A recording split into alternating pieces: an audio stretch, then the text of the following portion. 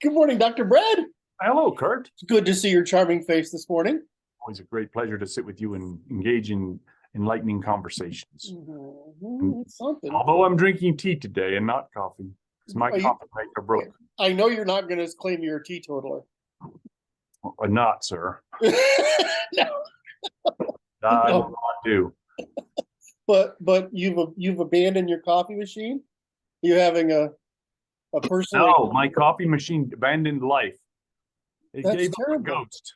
Yeah, oh yeah. I tried to get it to start, and I'm like,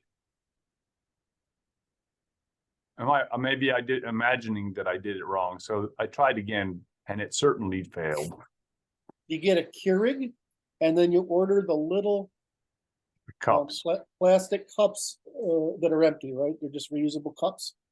I have like 12 of them or something, right? And then you just fill them up with whatever coffee you want in 2 seconds. Okay. That's what I like. But you Keurig. Keurig, Keurig. Yeah. I'm writing it down in my notebook here. And then you want to get the little, usually the purple or black with a purple dot. And what I really love about these machines as a nerd, of course I have one. But what I love about them is, holy shit, they're fucking complicated machines. There's like a computer in there and everything. All these light sensors and all this other crap. You're like, to make coffee? Turns out, yeah. I'm not here to argue with success, right? Well, it's just only the Germans would build that. Well, I mean, and they did, and it's fucking awesome. I don't know if it's Swedes or whatever. Somebody, it's not. It's close enough. All right, so you're drinking. You've got your coffee machine. You got to get a new coffee machine today. Yeah. You're feeding yourself with tea. You've already seen your patients this morning. Yes, sir. And you're apparently ready to have a chat. We're ready to go into some interesting conversation. Because there's a lot of shit going on in the world now, man. It's fucking crazy. It is. I love it.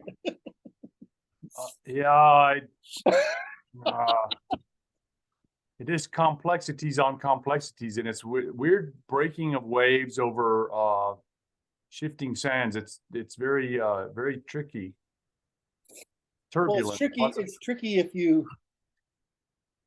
tricky if you feel vulnerable to it. It's tricky if you're invested in the prior order, It's tricky if you think you can exploit this change. I know from my standpoint, I'm like, everything's going our way. It's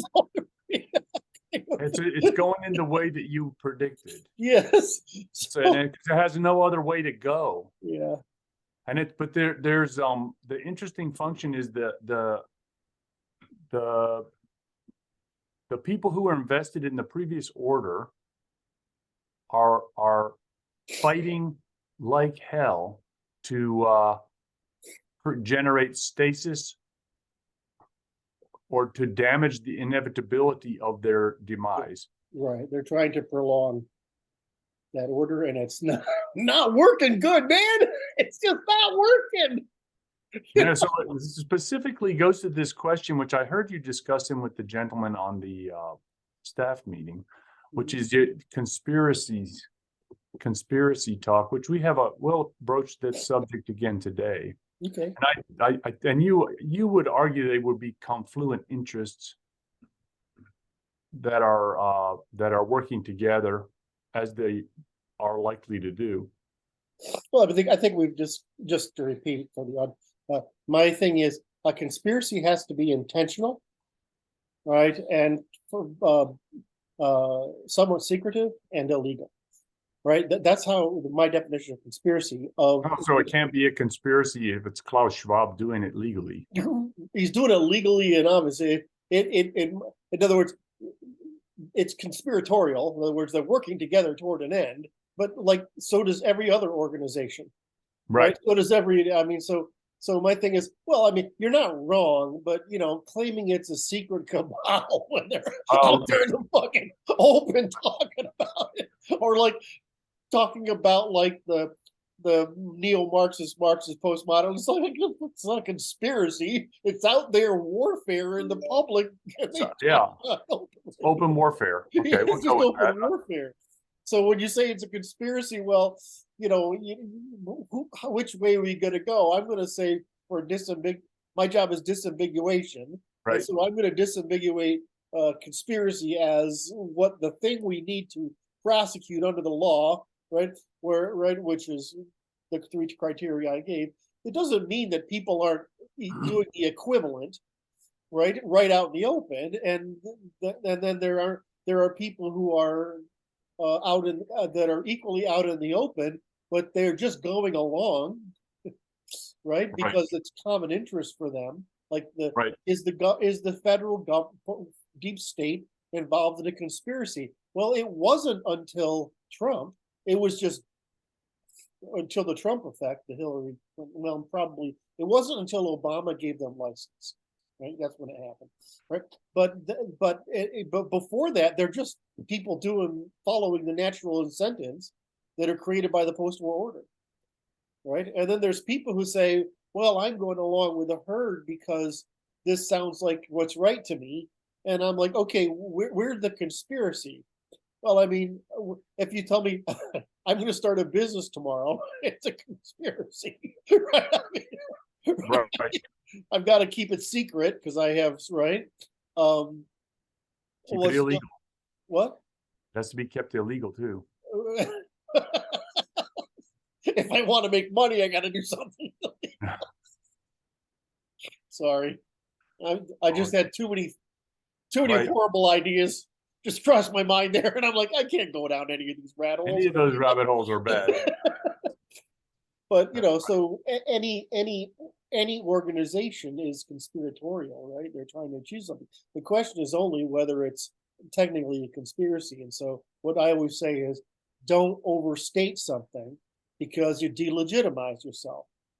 So Right. if you want to call it a conspiracy of common interest, or an open conspiracy, or a secret conspiracy, or an open conspiracy of common interest, or those who are what's the name for people?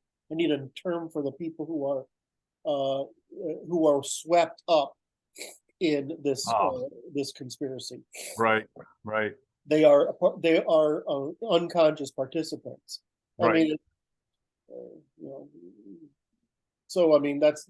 Sorry, I didn't mean. I was going to let you go and then explain what I meant by conspiracy again, but so you're going to bring up the subject and we're going to talk about it being a conspiracy. Now that I've prevaricated enough, I can say, okay, we can use the term conspiracy across the spectrum as long as we're willing to disambiguate which kind of it is. Because what pisses me off is when people attribute malice and intent to a bunch of fucking moron bots just following the incentives that are available to them. It's not a conspiracy. They're just fucking morons, right? What I want to protect the world from is assholes like me who, if chose to do evil, it would be easy.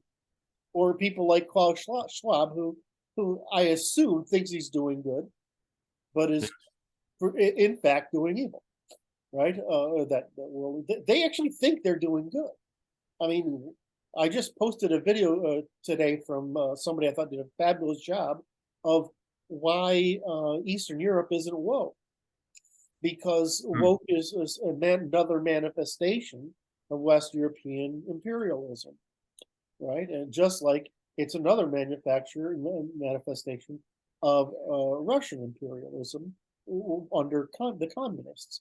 So I mean, it's a manifest, and these people in Eastern Europe with these smaller countries, they wanted sovereignty for all of recorded history. Right. And so they want it. And so what is woke? It's colonization. They don't want colonization. When France wants to colonize, I love how they're talking about it openly, finally talking about Macron and France behavior is always and everywhere to force the US out of Europe so that France can dominate Europe. Right? I love that that's coming out, right? And and you're starting to see that openly discussed more, at least down at the YouTube level. I mean, it's coming out.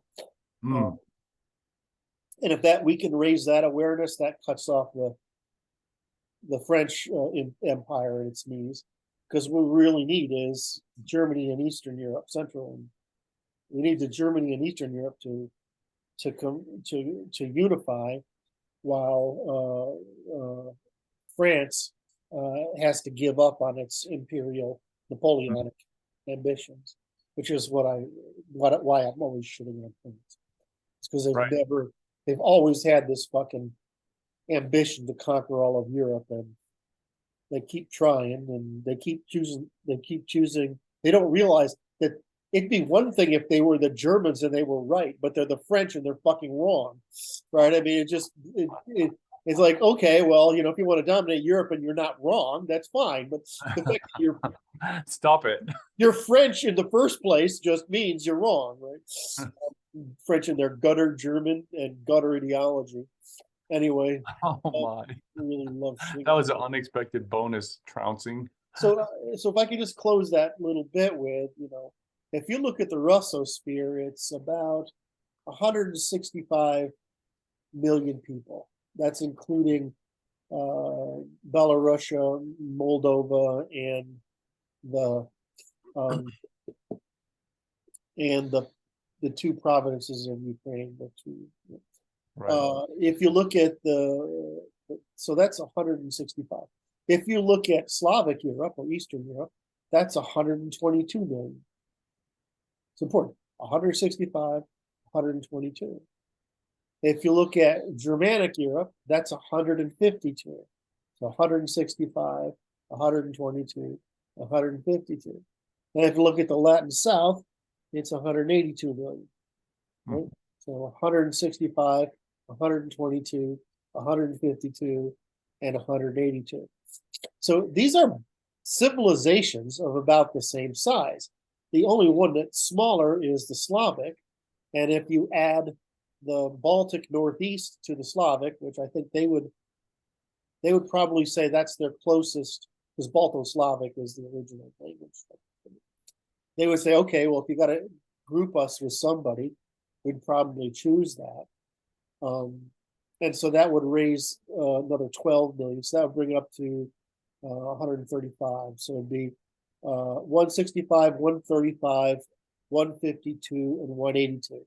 So that means that the 1, 2, 3, 4 cultures of Europe, and realize I'm not talking about old Europe, which is the Balkans, which is only 40 million. So this is awful, but old Europe, like Serbia and Bulgaria and Croatia, whatever. They're like this. Imagine they're like Canada to the United States, right? I mean, that's, what I mean. It's just they're small. It's a small population. But if you look at the Latin Catholic, the Germanic North, the Slavic East, which is mostly Catholic, really, and but it also can have Orthodox, and then the Orthodox Russosphere. These civilizations are all about the same size. What's interesting is that if whites are now 50% of 320 million, that means we're about the size of one of those civilizations. So all these European sub-civilizations are roughly equivalent in size. And the only difference between them is how long they've been under rule of law, invented by the Dutch, but I mean the Dutch and English really expanded it. So the Dutch didn't have the population, even although it's kind of funny. The Netherlands today is, if you ask people what the population of the Netherlands today, here's a little place, right? It's also hella densely populated. There's 17 million people there. Well, is that big? No, compared to American measures, but it's a little bit of land, and most of it's underwater, or could be. And it's really highly densely populated. So just for yucks, sure. 'cause I talk about this all the time.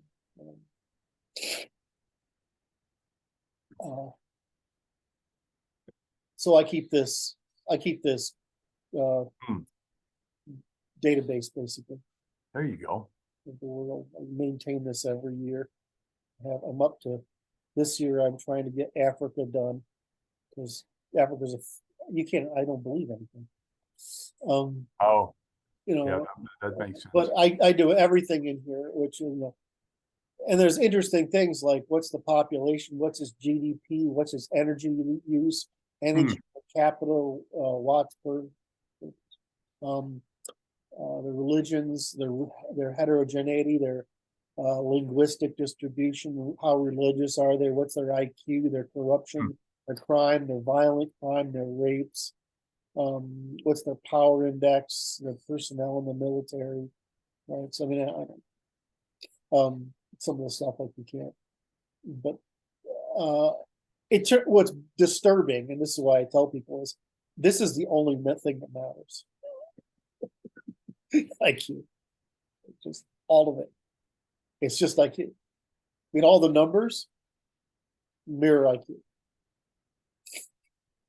Anyway, so I'm going to close that back down. But when you start looking at Europe this way, it's just like the Bronze Age exploded, or the agrarian era exploded out of the Middle East, and the Bronze Age exploded out of the Middle East, and the Indo-European exploded out of the steppe, and right, and then the Muslim takeover of prior civilizations, and then the European age of sail and the uniting of the world, and the Chinese continuous expansion, and all these things. Well, these are just like explosions in time. They just spread at a fairly amazingly constant rate. Right. And so the difference between our civilizations in Europe is really just how long it took them to become German.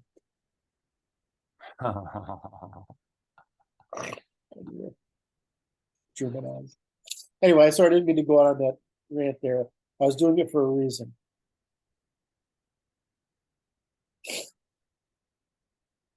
Oh, forgot it. I have a headache. Anyway. Right. So sorry for distracting you. I'm not distracted. I'm good. I enjoy the foray. So It's just this spreadsheet tells you, I mean, literally everything. I mean, it's disturbing how much dural economy matters. And when you say that, I take the position of, well, it's class sizes. Right? It's class sizes. The differences are small, but we can neutralize the race argument by saying it's just class sizes. But I mean, the class size determines the frictions, right? There's no difference between the class size in the body politic and your neural performance in your head, right? So there's just basically a resistance to adaptation. Right. Okay, I went down a rabbit hole. Why am I going down a rabbit hole? You know what? I knew when I started that I was probably going to go down a rabbit hole, and I didn't stop. That's all right. So you were going to ask a question today. So we watched this documentary which just came out called Died Suddenly, which I sent you the link in the chat so that you could post it through Armstrong's Place. That this is a 1 hour documentary of vaccine effects, what appears to be vaccine effects. And you had some interesting observations about that movie. I have three sort of observations. As a marketing effort, it's fantastic. Right? Expand upon that a little bit. It's a well-produced, entertaining. Oh, it holds your grim. attention. It holds your attention. I don't know if it's entertaining. It holds your attention. Largely believable drama that explains. It's not so much a documentary as a drama. And in other words, it's meant to provoke an emotional response in you. So as an act of marketing, I think it's fantastic. I don't like the conspiratorial. This is where you add value. I don't like making it conspiratorial. Now, do I deny there's conspiracies involved? But no, I don't. Right? There's clearly a whole bunch of conspiracies involved in this game here, both of ill intent, no, evasion of criminal prosecution, political pragmatism, overstating truths and understating fiction, etc. Outright claims that were not possible to be made. But these are in concert with the concern that people aren't going to take this thing, right? Right, even though. And then there's all these malincentives in the entire all the bureaucracies to overplay this thing, plus the conspiracy to use it to overturn the what would have been a predictable win election. So there was a whole lot of bad stuff going on in there. I agree. What I felt like they were trying to say is that there was more conspiracy. The idea that they're intentionally trying to kill people was pretty hard for me to take. Right? So that's my criticism. And then the next piece is, I've been at a lot of bombings because my family's in the business, right? I worked in that business for a bit, and so and you should not see that fibrous stuff coming out of a body. And when blood comes out of a body, it looks a certain way, and it shouldn't look like that. Right now, the body's been hanging around a long time, maybe, but this something's not right here. And so the fact that it was coming from craftsmen, embalmers, is more reliable data set than coming from medical professionals and or scientists, because they're just like, this is all I do, and this thing doesn't look right to me. And so I don't. I only became aware of this yesterday, so I have not had the time to go investigate any of what caused that. But if you want to know, if you look at that clot, what's causing that clotting, you would understand why people are dying. Is it called it? What do they call it? Sudden death. They just call it's amazing. It's sudden adult death syndrome. Yeah, something like that. Just ridiculous. It's like died suddenly. Died suddenly is the name of the movie. So I look at this thing and I'm like, okay, you can't claim you understand. I mean, RNA is a computer, right? So if you make a messenger RNA virus, it's a life form that computes its own survival. All right. So to tell me that you knew what that thing's going to do without years of trial, I'm going to say that's nonsense, right? Knowing how those proteins work in the upper respiratory system versus the lower. I'm like, yeah, well, I can see how that clotting would be the result of the spread of this particular. It's a therapy. It's not a vaccine. Not a vaccine, right? And so they modified the term. They modified the definition of the term so that it would be qualified, right, prior to the deployment of it. Again,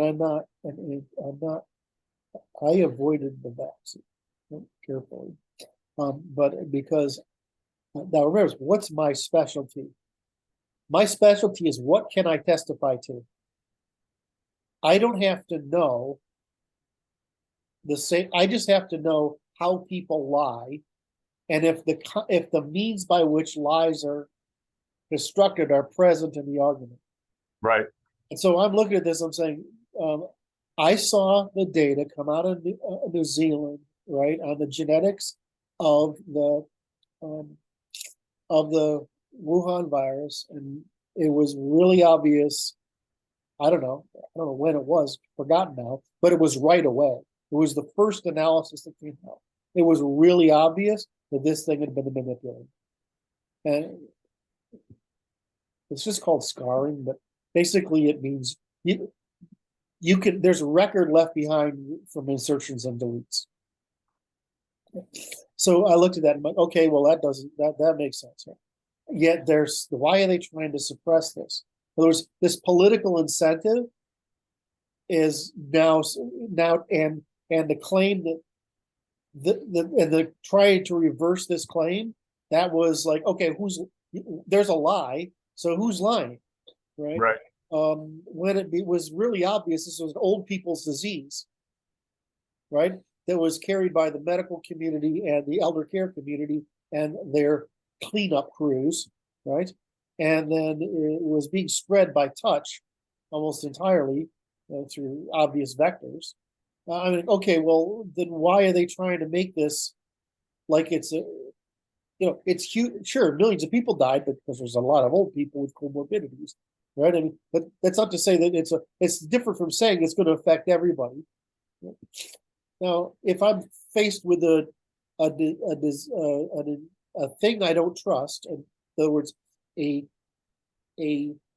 therapy, not a vaccine, but a therapy you can't warranty, and I have to judge between that risk, given that you cannot warranty your claims. It cannot be done. Right? You can't warranty that. Right?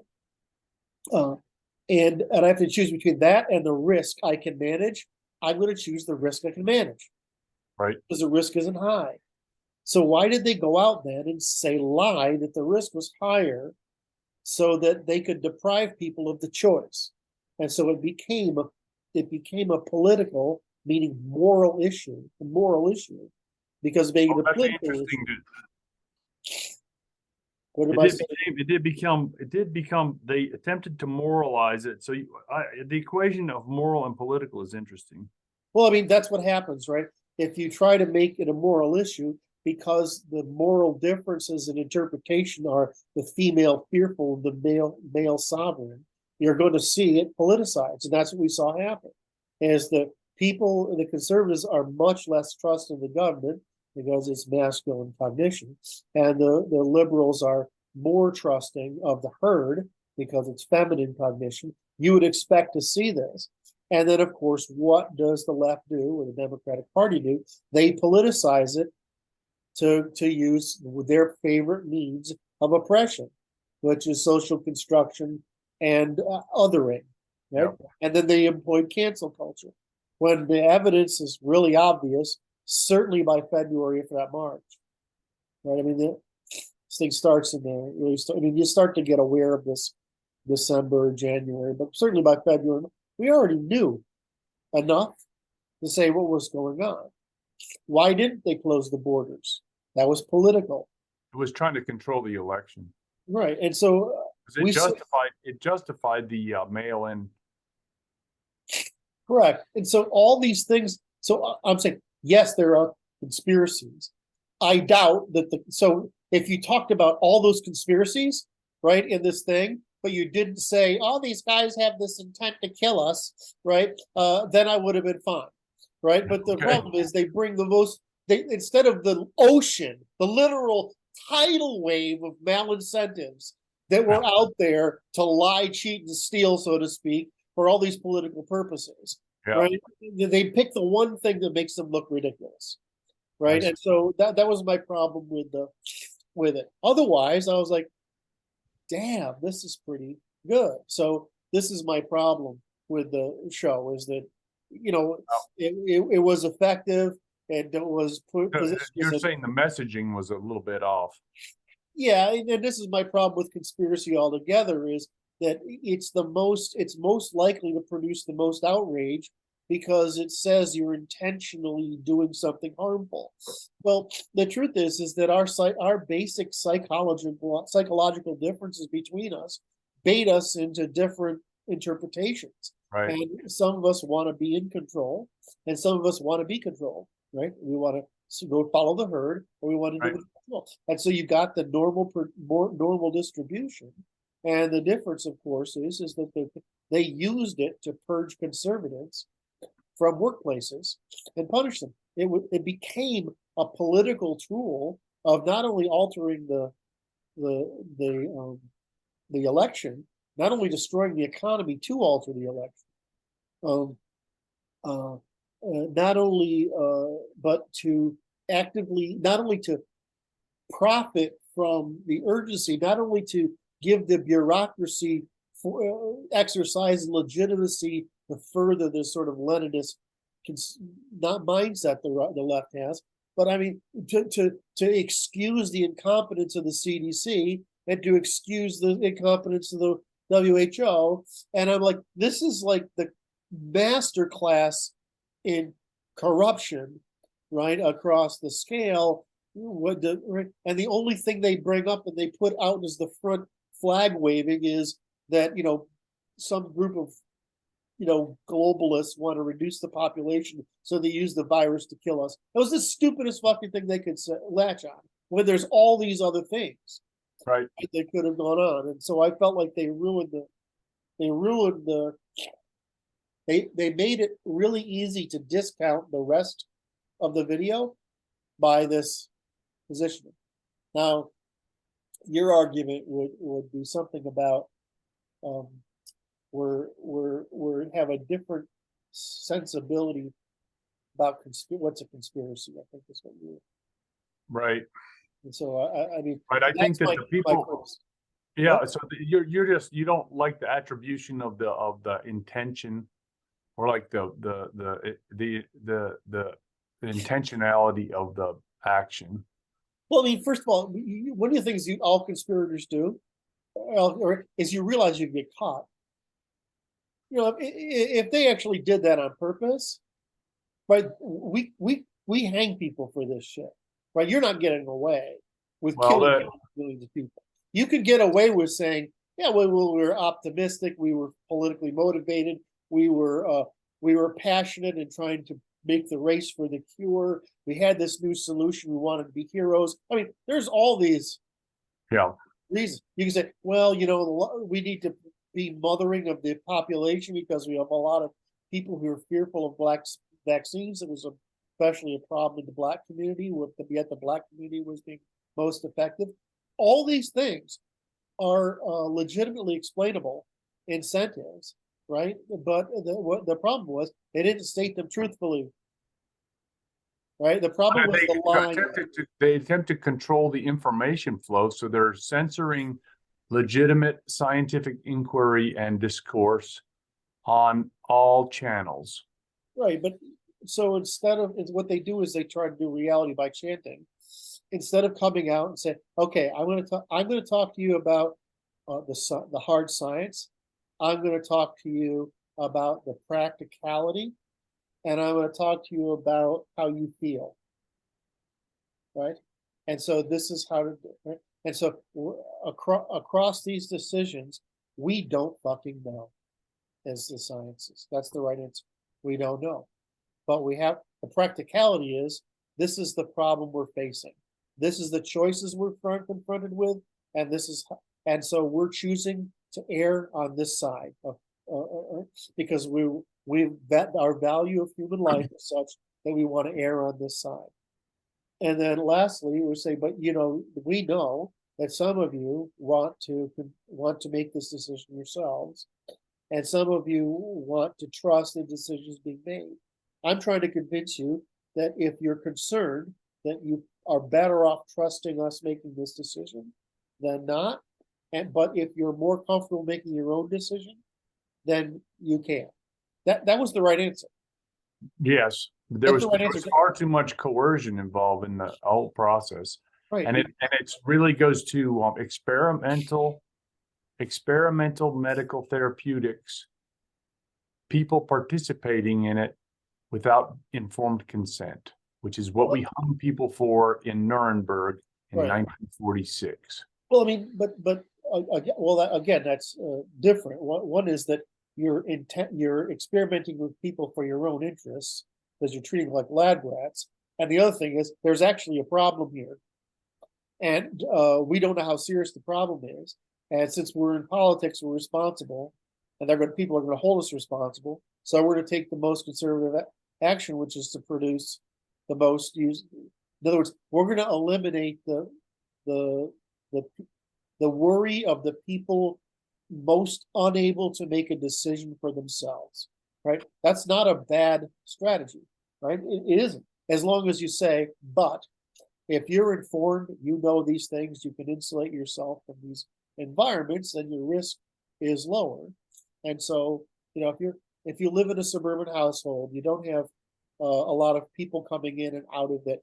You are able to keep a fairly clean environment, washing, and you're not subject to housekeepers coming in or other things. Then you're probably fine. If you're not going to go out to restaurants and bars and that kind of thing, right? You're going to be fine. Right, but telling church people they can't go to church, that was kind of out of hand, right? I mean, because it's not like you go to church and kiss each other all the time, right? And depriving people of their sovereignty is something the government doesn't have the right to do, right? They can't do that. If they say we've tested this fucking vaccine on tuberculosis, right, and it's out there, and the side effects are we can't find any. Right. We've been doing this for this long a period of time. And the problem is, though, is tuberculosis kills a hell of a lot of people. Look at fucking Russia, right? I mean, something like a quarter of the fucking population has it or something. Right. So, or AIDS, and AIDS was the AIDS spread of AIDS in Africa. Right?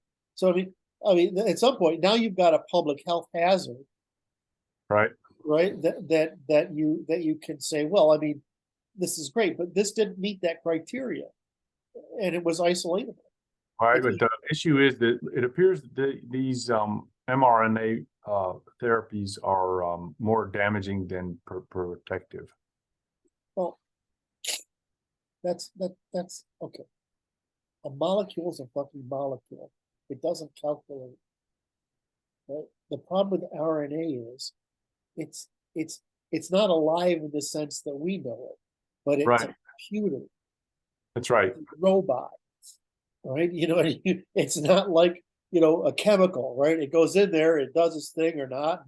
Right. There may be some knock-on effects of having the chemical, and this chemical might cause, or this compound might cause some after effects somewhere, but it doesn't invent itself into something new every 30 fucking seconds.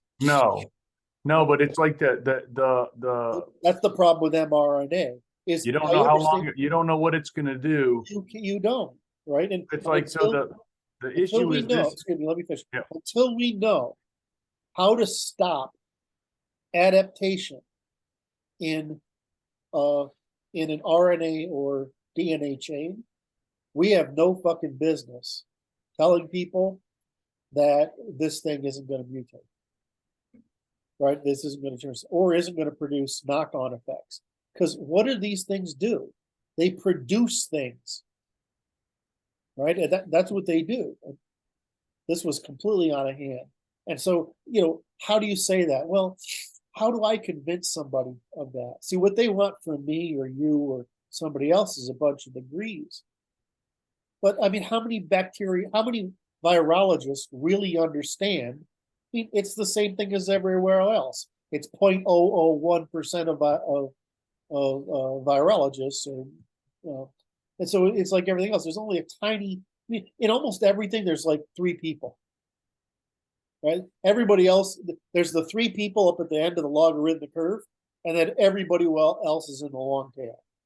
In every discipline. Yeah. I find it in philosophy. Right? It's annoying to realize is you get pretty good at something, how alone you are. Well, we had people who knew their shit that came out. You can't make this claim, dude. We had people who really know their stuff say this. Well, I mean, so the government's in this position And these aren't smart people in government. They're not stupid people. They're not smart people, right? They're not specialists. They're just generalists. They work in the political sphere. They're negotiators. They're politicians. They're bureaucrats. And they try to organize. And so feel they have this responsibility. You can understand why they say, okay, we have to do this. But how can they justify their argument? Right? They have to appeal to authority. Right. They appeal to authority, but Fauci's not an authority. None of these people are. Right? So we had people who know what they're doing say, this is, you can't make this claim. Okay, well, if you can't make the claim, then it's got to be the individual's choice. Right. And so the problem now they're trying to morph the government is the arbiter of truth. Well, yeah, that's that. There's no constitutional right for that, for damn sure. There never can be. Even the court doesn't say what's true. The court just decides conflicts. Right. There's nobody that decides what's true except survival in the exhaustive survival in the adversarial market for ideas. There's no true otherwise. Well, so it's the facts of the matter are coming out, and it becomes more evident what's going on because there's leakage around the dams that they've imposed of expression. Well, I am thankfully I don't care about this subject enough because I think I'm really focused on, we need to overthrow this and restore the fact that getting obsessed with the sins, it's like, if I go to a conservative group, people bitch about what they understand. Right. So it's this hierarchy of bitchings. Okay. And none of these bitchings matter. They make you feel good because they're a way. Because you're tuned in to a certain wavelength of complaint. Right, and that's it. But what are you doing, really? Is it actually working? It's doing nothing. That doesn't work, right? It's disparate. You don't convince anybody. Once the political parties became representative of whites and males and single women and non-whites, once that happened, that's happened, right? What you get is the normal sex differences in cognitive bias. So that's what's happened to our political parties is since we have a first past the post system, and since women can vote, it was deterministic that we would end up here. So, once we brought in enough minorities, right, other non-whites. I can't say minorities anymore because we're a minority too, but enough non-whites. You brought in enough of them to overwhelm our numbers, then it was deterministic. So I just view all this masturbation about look how bad they are as waste of fucking. If you're on that instead of what are we going to do about it, you're avoiding what are we going to do about it. You're just merely distracted, is what it is. Right, and you're because it's like it's a rabbit hole. You feel you can have control, and therefore you can be justified in your anger if you can understand the thing. Right, because it's moral outrage is driving the process. Right, but your moral outrage, but you're morally outraged about what you understand. And so this is the problem: is people confuse their understanding with action. They confuse their ability to describe to legitimately express their complaints, right, as action. It's not. It's masturbation. The only thing you can do to make a difference is to discover the solution and show up and demand it. Everything else, in my opinion, and I'm pretty sure I'm right, is avoidance of the trust necessary in others and the cost and work of meeting with others to protest this and to bring about change, even if that requires force and arms. So I just view it all as this. And that's Right. why conservatives fail, because they do this. Because what they're really doing is, Daddy saved me. What's the left really doing? Mommy saved me. What's the right doing? Daddy saved me. They're not saying, I want. What they're saying is, I want someone else to. They're not saying, I'm willing to. And so this is what disgusts me. I'm literally disgusted by the right. Because if you're not willing, we got an answer. We got the answer. Period. End of story. If you're not willing to show up, then why are you fucking talking? You know what you're doing? This. You're giving yourself little micro orgasms to sedate yourself, and so that you can be distracted from doing any work to bring about change. So this is my, and so you could say, we're counting on the democratic process if we just have the faith that we can convince enough people. It's not going to happen. That's what it's. They think they're convincing people. They're not convincing anybody. You can't convince anybody. But so I want to clarify this for the audience a little bit, which is that what has occurred is then a intuitive fractionation, bifurcation.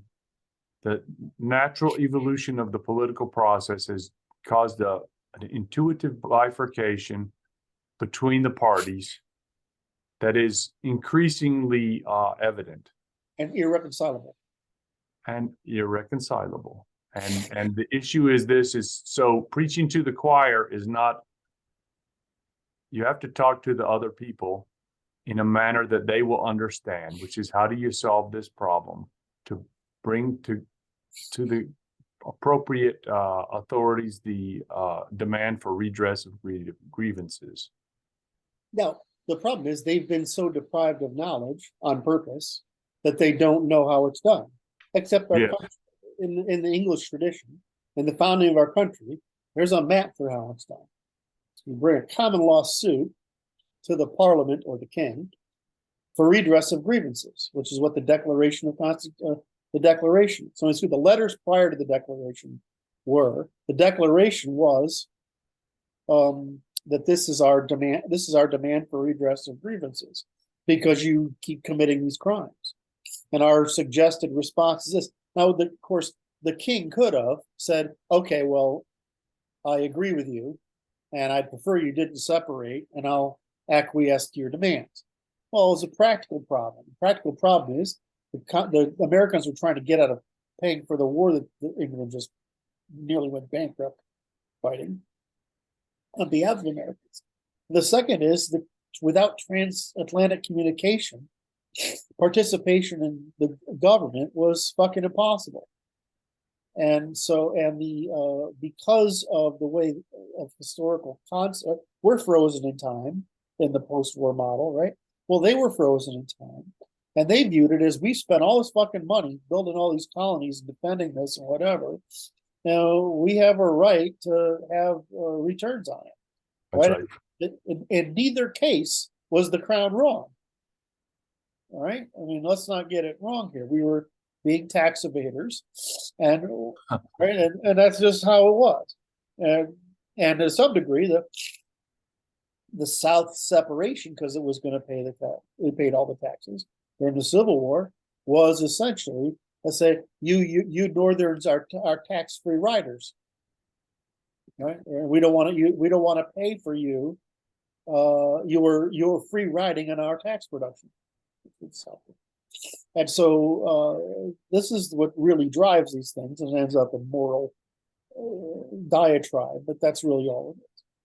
And the North is, of course, saying, "Well, we don't want you to expand your use of slavery, which, by the way, is what pays for all our taxes, into all the exports produced by slavery. We don't want that expanding to the newly conquered West, because that means that the South, Atlanta, will now be the head of the United States instead of the northern states. Right? In other words, the South would take over the country. So just like France wants to take over all of Europe. Well, and some people don't want them to. And at that point, the South was going to inevitably take over majority governance of the continent, because it would have the most common interest. And the North didn't want that, right? It wanted to maintain its control over it. So just like it still fucking does today. Thank you very goddamn much. Anyway. So what are we trying to summarize here? The movie did what? Go ahead. The movie did a good job. It made one catastrophic mistake, which I think isn't, which because it made the kind of people who already believed it excited at the cost of converting anyone. Right? That's the problem I have with it. If we look at what was done, there was an ocean of conspiracy and evil being done by this Leninist cabal that I'll agree is some degree of conspiracy. In so many ways, and that but that complaining about all these things is just masturbation, because in the end, there's only if we're too small of a population, we're a minority now, and if differences, if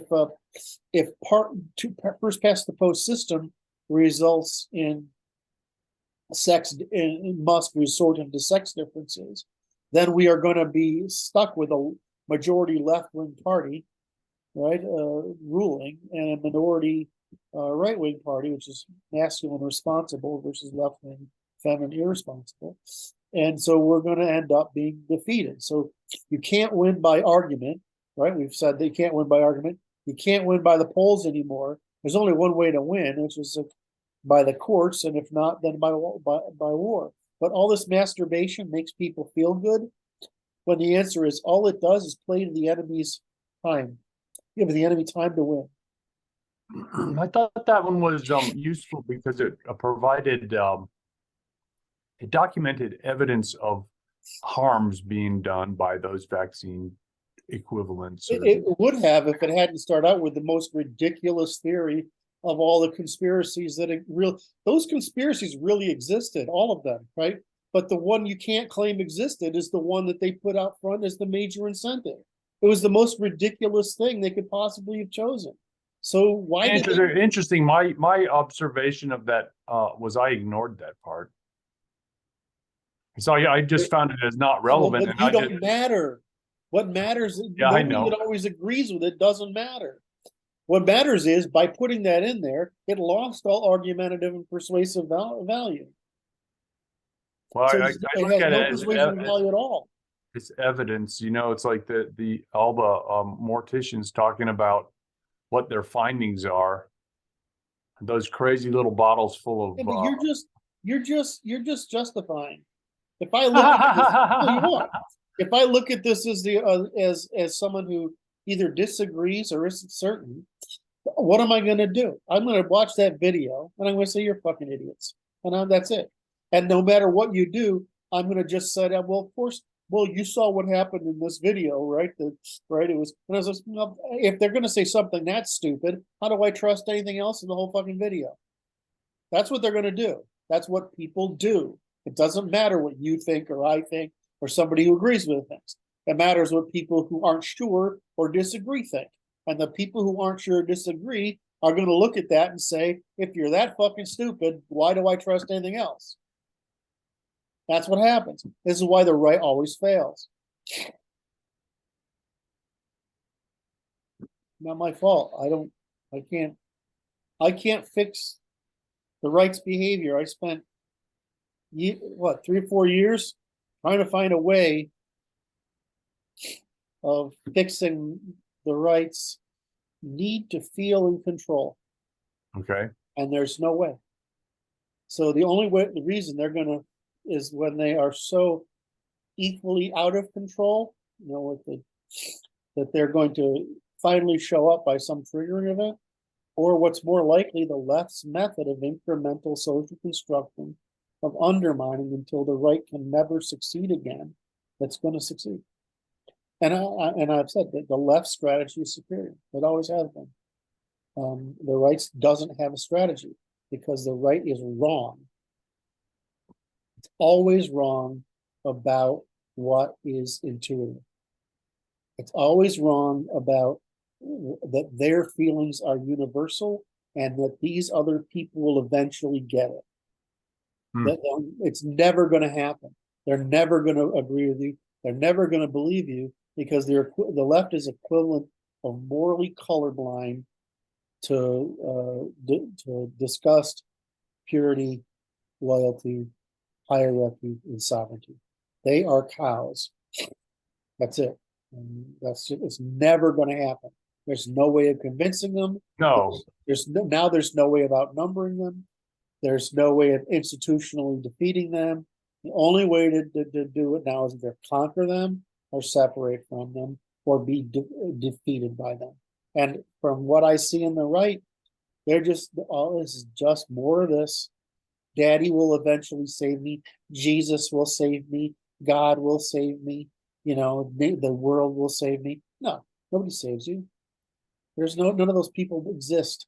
The only people exist is the guy next to you with a weapon. And that guy's going to show up and say, "Here's the set of demands. I'm going to change it," or they're going to lose.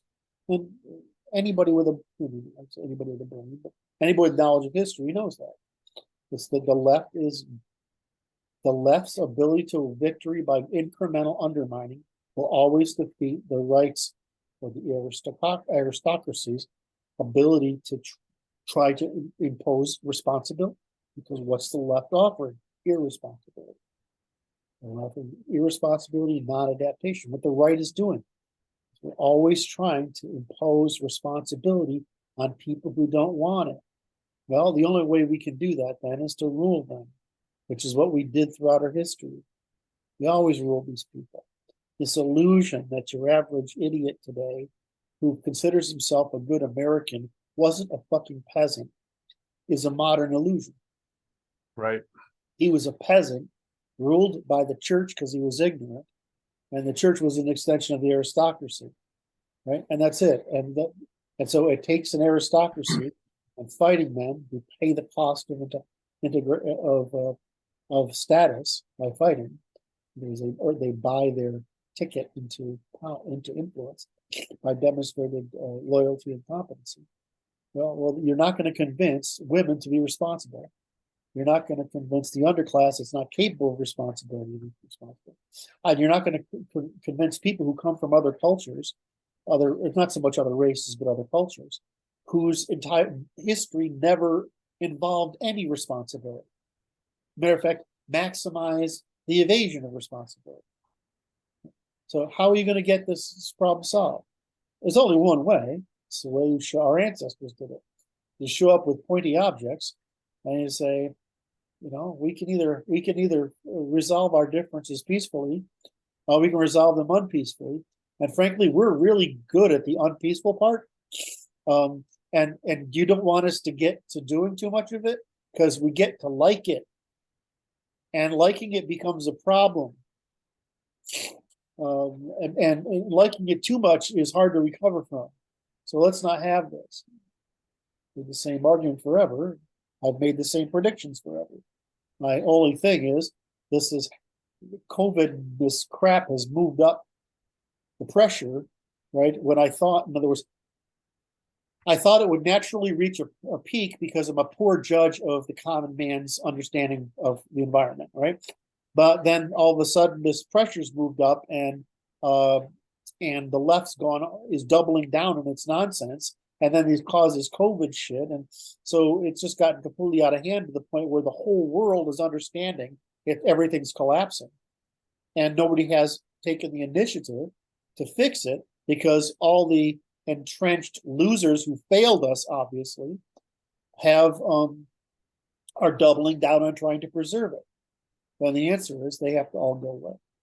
I mean, go away like die, but I mean, we need a different order.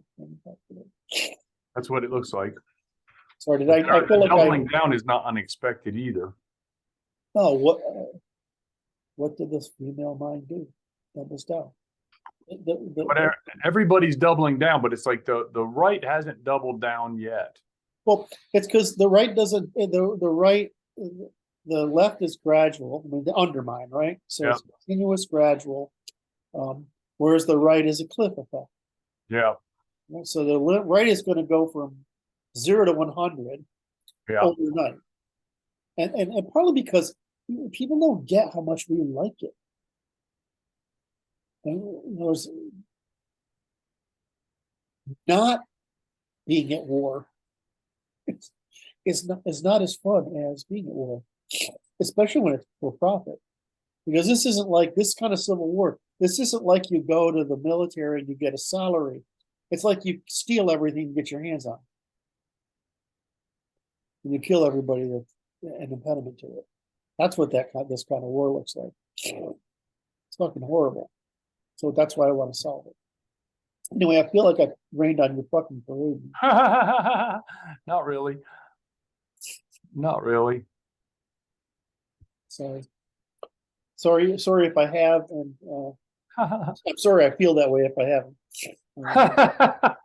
I respect that. No, So- what I thought was interesting about the discourse we had yesterday was this, that you have significant experience as a mortician. Yeah, And validated the reality of the information presented in that flick. that shit shouldn't happen. I mean, I don't know. I don't know if I can't claim that this is the cause, but I know. But I mean, that shouldn't be happening. I know, but it's like It's this. not like clogged arteries, because when you pull up crap out of arteries, it looks like fat, right? It's sometimes harder, right? But that stringy shit, I don't know what the hell was causing that fibrous material. We know that defects in fibrous material are often immune system disorders, and so I'm just tracing this back to what are the probabilities that this. I mean, you don't have to be I don't know how to describe this. It's pretty easy to tell when something's going wrong. It's hard, it may be difficult to tell which thing is causing what's going wrong, but that shouldn't be happening. Well, I thought it was I know it depends on what part of the video you pay attention to, because the narrative part I ignored the story. I listened to the evidence that was being presented. Well, I know, but that's what you and I would do, right? I mean, I suppose, but see, the issue is there's people in the middle. I think that's a useful exercise to watch it, because there's people in the middle that they're trying to maintain some form of neutrality. And it's like the issue is they want to believe the situation is normal. And that film clearly shows the situation is not normal. I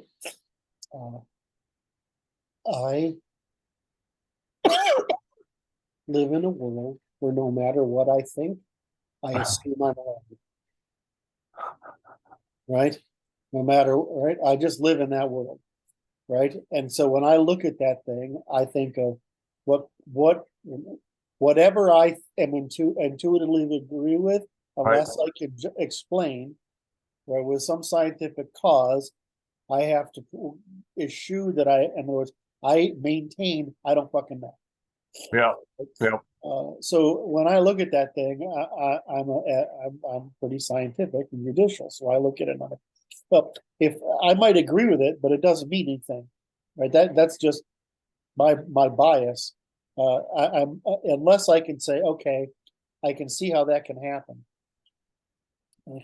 So the only thing I saw there, I mean, they had a lot of people talking, and these aren't really.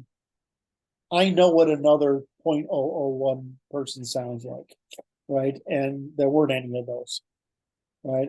Yet I know that there are guys, because we remembered him. I can't remember what his name is. He's from down south. His name's escaping me right now. It was pretty common in the early. We tried to cancel him. Anyway. And then you have people who follow this intensely, which I can't remember that guy's name either, but he puts a video out every freaking day, and he's, that guy knows his material, right? So I'm listening to this. I'm not seeing those people in that video. No. I'm seeing ordinary people. Now, so that's okay, right? I mean, But so the only thing I saw in that video that I said, that's not right. And I can't explain that. And that certainly fits with immune system reactions to Yeah, hostile molecule. Is that, and I'm like, well, until somebody explains to me why that happened, those strings happen, then I'm like, that's pretty good, suspicious. right?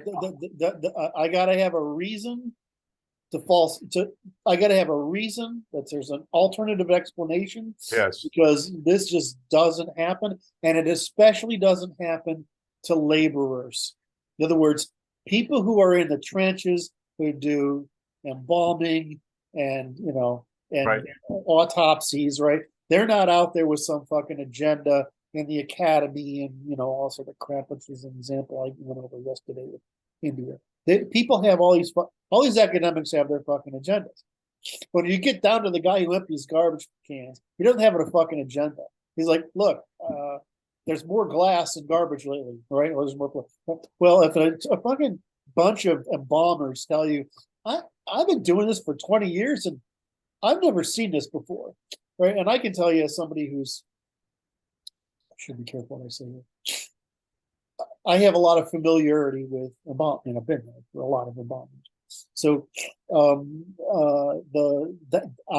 that shouldn't be happening. That was the most powerful evidence, I thought. And so I'm like, great. So what I want to know is somebody needs to show us that that's not true more convincingly than the evidence I've seen. Because I can falsify academics all day long. We develop overconfidence, every one of us, right? We develop we find some niche where we're good, and we overestimate our confidence. Like the same thing, I could be overestimating my confidence. I'm trying to guard against it in this area, but I can just say, okay, there's this stringy fibrous shit that happens in the moon. That looks like an immune system reacting to something. This clotting and all the drugs and the sudden death, died suddenly, the sudden death, would be the primary reason I would suspect something would cause death, would be some sort of clotting or whatever. Because I mean, it can show up everywhere, right? And so I'm looking at this and saying, there's something really fucking wrong here. And until that's explained by some other means, the candidates, the therapy virus. Yeah. So, my preference would, they didn't wrap it in all the fucking drama. They just focused on that and left the question open. But fine, they want to make an hour and a half movie out of it or whatever it was. I can understand, but the rest of the thing is like, yeah, I don't know. The other part was interesting was the journalist trying to cause the CDC official to take notice of evidence coming out of Israel related to the efficacy and calling the police on them to avoid. Right. That's real. That's the real problem, right? I mean, it's all this fucking lying and suppressing and whatever. Yeah. That's the issue, and that's endemic in leftism. Right? That's the same thing as canceling. And it's the same thing as the war against free speech. It's all the same. It's the same thing with undermining, reputation destruction, incrementalism. I call that method by which the left lies storytelling. Right? Okay. And that, in other words, I have a particular label of storytelling for the difference between testifying and narrating, right? Storytelling. The left tells stories so they can engage in all this deception.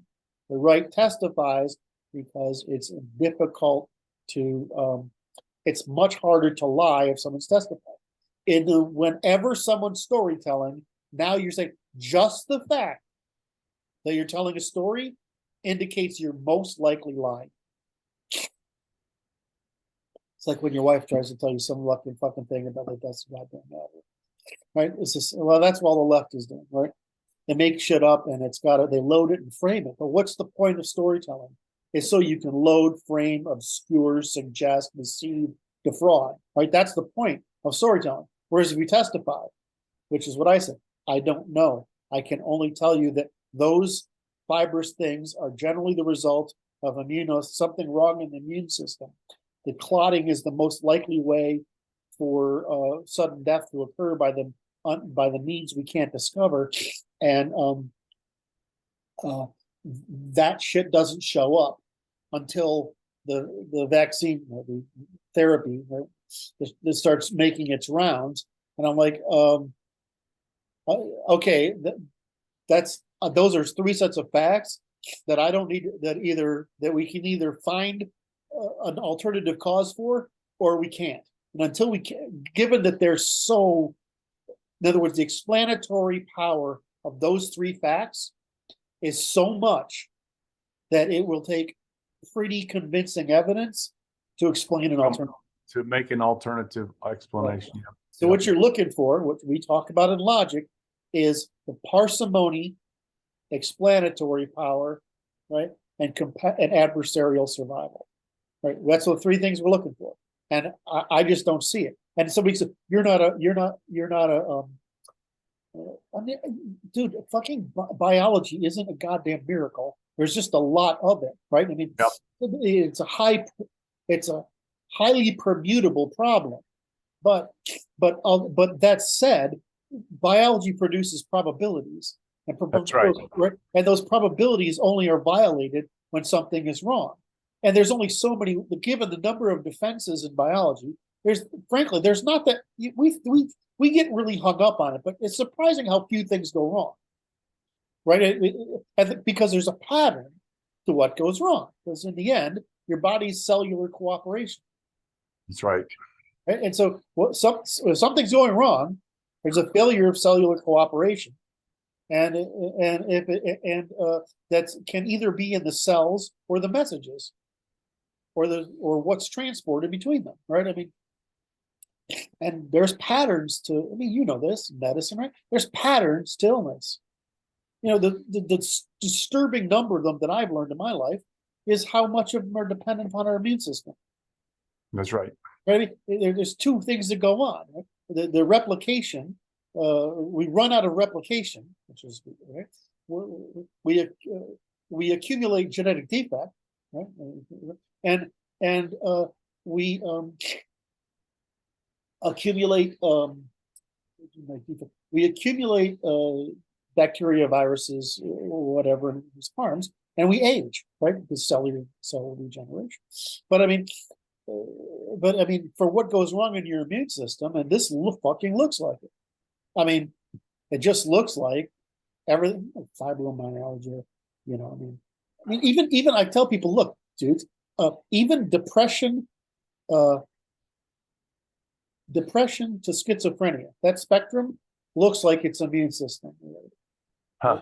There's only, I mean, there's not that. How many systems are there in the body? I can't remember how many. This is something I know you've studied.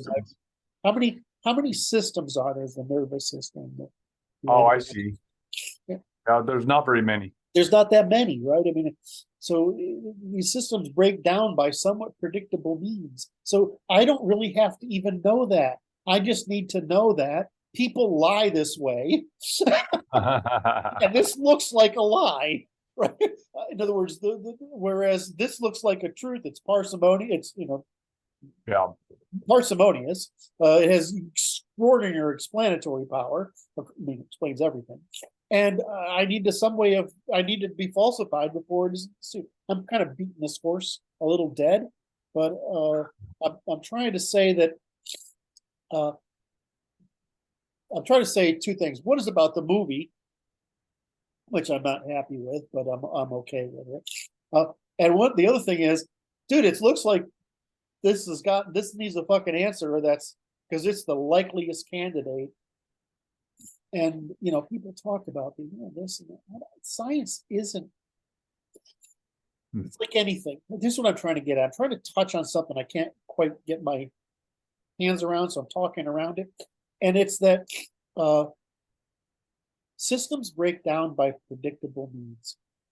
That's right. There's weak points in any right, system. in a system. And the second thing is, when you start on some field, it seems infinitely complex. But once you've mastered a field, this is physics is my favorite example of this. You master a field, you realize it's actually pretty simple. You start doing our work. It sounds over fucking whelming. But in the end, pretty fucking simple. It's like 4 or 5 principles, and the rest is just derivations. You look at physics, right? They talk about all this math and stuff, but there's just 4 things, and it's just ratios. They don't teach it like that. If they did, it would make sense. They teach math like it's some fucking secret code or something. Right. But it's actually really, really simple. I mean, it's like our work. There's a lot of puzzle pieces that can be constructed, right, in math or in our work, but there's only so many principles. Well, biology is the same. Right. It's miraculous, right, that cells can produce this, that we can have a nucleus and DNA and messenger RNA, and we have mitochondria with their own DNA, and we have cellular walls and the internal, and all the fucking proteins themselves. Right. It's just so fucking amazing, right? That's utterly amazing. I think that's my favorite thing in the universe the coolest thing I've discovered in the universe, isn't really like stars it's fucking proteins. They're very amazing. They're just these little fucking machines that do shit by charge variations. And it's just utterly fascinating that they can like turn into one thing and another. It's like, so these little, they say, I'm going to be this today. They do work. They'll change their shape and do that. And it looks like chaos, right? Because it is to some degree. God knows which parts of this given protein are actually necessary to do that work, and which are just remnants that are accidental. And God knows, and I know this is something, but protein folding or recombination, it's fucking DNA. I mean, storing information in between markers in regulatories or in what we call proper genes proper, and in the within a gene in the SNPs or the copies of that particular gene, right? I mean, something can be turned on or off, and it's this fucking dance between the environment and the nucleus and the resources available, whatever. Just fucking absolutely amazing, right? Right. It's not incomprehensible. No. You start getting down into, well, we need this molecule to force this charge, whatever. It's overwhelming, right? It's like the amount of resolution potential is huge. Yeah, I mean, you want to get that, but at the operational level, it's not that complex. Not that complicated, and it's the same thing for the quantum background, the operational level. Right? But if you want to do the fucking math for quantum effects, makes your head explode. I mean, the reason people can do that is because they have amazing working memory. I get lost when I'm just reading the goddamn math. I'm like, wait a minute, what's going on here? So the point I want to make here is that this I got accused of this back in the day. When I was working for some Harvard guys and we were building this fancy legal software, he says, he's not any. This guy he's a lawyer, Harvard lawyer. He's this fairly famous guy. Mm-hmm. And he says to me, Kurt, you guys are like a priesthood with your own fucking language. But realistically, what you do is pretty simple. I'm like, yeah, I don't disagree. Why would you think otherwise? Right. And it's the same thing. Is that when you enter a field, it looks overwhelming, but the general principles aren't that complicated. So when I look at that white matter clotting shit, I'm like, that isn't right. That's just not right, because I know what it takes to produce that, and that shouldn't be happening. It looks like scar tissue. Right? That's what it looks like. I don't know what it is constructed of. I only learned yesterday, so now I got to go spend. I think it's like fibrin. What's fibrin? Fibrin is one of the elements of if you it's like it's a blood clot that contains no red blood cells. That makes sense. So that's is that an error in reproduction? It's just it's like an error of excessive stability of the blood components. So the fibrin is being transported all around and it's stabilized as a liquid until the blood isn't moving. And then it destabilizes and becomes solid. Okay, so okay, I see. So something's causing the initial. Its equilibrium is off somehow a little bit. And it looks like it makes those things, and they accumulate within all the vessels and until it becomes overloaded and it doesn't transport liquid blood sufficiently. What general principle might, so I've tried to get across that when you enter a field, it seems overwhelming. When you actually master a field, turns out it isn't. Right? You develop general rules because you understand that biological organizations, right, function by a set of rules, which is how they, and the breaking of those rules is what causes dysfunction. And my point there is that it's easy to tell the public that something is harder than it is. Yes, because they don't want to try. Right. Okay. So first of all, you can get a PhD if you're a fucking moron. Right. A PhD doesn't tell you anything except you've completed the test of being able to do research in a field. Right. That's what it tells you. Now, that's not true in medicine. Yes. Right. But right. It's not true in law. Right. But it is true in most fields. Now, the second thing is, we said, what was the first thing I said? Is that a PhD doesn't tell you anything particularly. In any right. given field, a tiny fraction of the people, usually number you can count on one hand, contain all the marginally decidable knowledge. In other words, very few people this is called the overproduction of PhDs, the overproduction of elites. Yep. It's always the same thing. This is manifest by the number of exceptional people seems to have been constant since the early 60s. Right? There's a whole bunch of things. We have like 400 times the number of people in each field, and we have actually producing less innovation. Right? So this is the problem. So I get that first.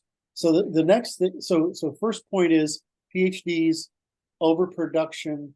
There's no legitimacy. It's easy to fool you as to competency. And the last one, which is we are so aware of in economics, which is one of the reasons I'm so pleased I learn economics, is because it's so obvious. Human frailty, human decision-making is really exposed in economics. Is that right. Because I know labor economics probably has I probably have negative predictive power in financial economics. In other words, what that means is the average person on the street will do a better job of predicting the economy than the economists, except for the 0.0001% of economists that actually specialize in that kind of prediction. And if you ask them, they'll say it's not predictable; it's just noise. Right? So the average guy on the street is, well, in my life experience, this is going to happen. It's going to turn out to be right. It was just that's how this. So in economics, we're very keenly aware that disciplinary specialization is not enough. It's specialization in some aspect of the discipline is not commutable to other aspects of the discipline. That's interesting too. And so this is a complaint against claims, listen to the scientists. Right. So if is it David Wright? Richard? I confuse the economist who's a lying communist shitbag with the name of the best genetic researcher in the world. They're both their last name is both Reich, and I can't remember which one is Richard and which one is Robert. It's Richard. Anyway, so I might even have that wrong. Anyway, so if he tells me that because he runs the biggest lab that processes the most genetic information, if he tells me that I'm seeing this pattern in the genetics, okay, I'm going to believe it. But I actually know why he's right. Right. If somebody tells me there's a tear in a DNA sequence, they don't have to be that skilled to know that, right? But you have to at least have done some work in what's the insert delete technology? CRISPR. CRISPR, right? You have to know what CRISPR does and how it works and what happens when there's DNA insertions and deletes. Right. So the problem is when you put people up there, they claim they're authorities. Like Fauci is a great example. I'm like, my mother, my little old lady believes him because she wants to. Right. But I'm listening to this guy, I'm like, this guy's a fucking bureaucrat. I want a fucking technician. And that's the difference. Right? Am I a scientist? Am I a teacher? Am I a researcher? Or do I actually know, am I actually in the part of the 0.001% of intellectuals who actually understands the system that's the field and how to describe it? So I'm listening to this guy, I'm like, he doesn't know what the fuck he's talking about. You can't say that's true. It's not possible, right? But what is the population going to do? Or the CDC? I mean, the CDC has obviously become a captured discipline because they had no plan, right? They had no. They're not subject like the military is to war games. Right. What is the WHO? They're not subject to war games. So what's happened is both these organizations have been captured for political purposes and self-fulfillment. In other words, the people are looking for research jobs or jobs in these institutions, but they're not actually fulfilling the primary purpose. Instead, the institution has been captured. Well, we see this all over. The fucking FBI has been captured now. Right? It looks like justice has been captured. So, I mean, this is what happens when people double down on a civilization that's, we say collapsing or reorganizing. Anyway, so the problem I was trying to illustrate there, which I'm probably beating like a dead horse again, is that these claims of authority by academics, right? Unless it's the very top 3 guys in the field, the 5, and they tell you pretty much we all agree, it doesn't mean fucking thing. Right.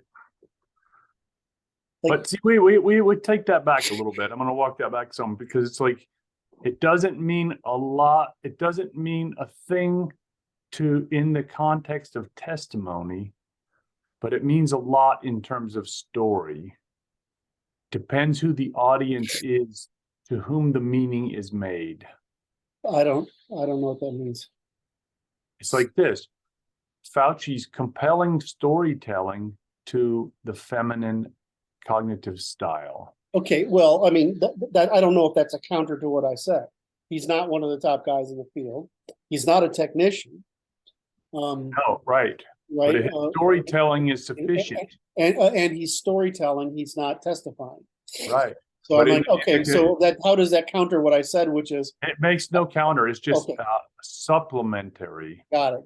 In other words, you flip it around. If someone's storytelling and they're not one of the top, if it's not the top 3 to 5 guys in the field, all right, of who basically testify and agree, right? Then that person's not a fucking authority, right? The minute they're storytelling, it's a problem. Now, what you do want is you want the translation to happen. You want to have the testifiers and the explainers, right? And that that adversarial competition between the 140 IQ guys and the 130 IQ guys. I mean, it really works pretty much like that. And then the 115 IQ reporter, right? You want that chain. So that somebody says, okay, here's what I can testify to, here's what it means, and here's what we need to tell the public, or how the public can digest it. If you've got all three of those, and they all are, nobody in that series objects to what anybody else says, you've probably got it. But there are no conditions under which some individual gets up there and makes a claim about a thing in the sciences, especially one that exposes us to risk, an unknown risk. There's no condition under which an individual can make that. The idea that we can have a truth czar or a medical czar or that's absolutely false, right? I mean, if you haven't got that triarchy, right? They don't all agree, because if you're getting that, what you want is you want the person who's giving it in ordinary language, Kanye language, which I love this guy for his ability.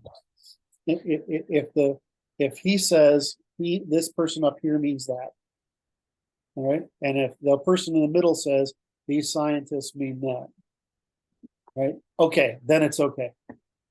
Right? But if you start saying something, a scientist says that's not what I said, right, and the populace says, and the explainer says that's not what I said, then you got a fucking issue.